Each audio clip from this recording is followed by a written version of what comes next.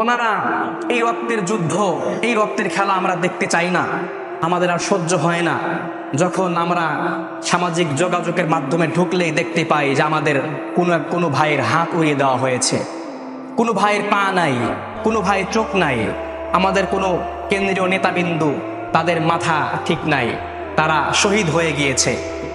ছোট ছোট সন্তানেরা কাতরাচ্ছে, চোখ নাই, হাত নাই, পা নাই, কে ধরবে, কে ভালো খাবার দিবে? আমাদের ইফতারিতে কত কত রকম আইটেম থাকে, কয়েক পদের আইটেম, কিন্তু তাদের এক প্রকার খাবারও তাদের জোটে না। আল্লাহর কাছে আমরা দোয়া করি, আল্লাহ তাআলা তুমি তোমার কুদরতি হালতে যেভাবে তুমি রক্ষা করেছিলে তৎকালীন সময়ে আবাবিল পাখি দ্বারা তোমার ঘরকে, যেভাবে তুমি রক্ষা করেছিলে আমাদের বিশ্বনবী মুহাম্মদ সাল্লাল্লাহু আলাইহি ওয়াসাল্লামকে, যেভাবে তুমি রক্ষা করেছিলে আমাদের জাতির পিতাকে ইব্রাহিম খলিলুল্লাহ, এটা গর্ব।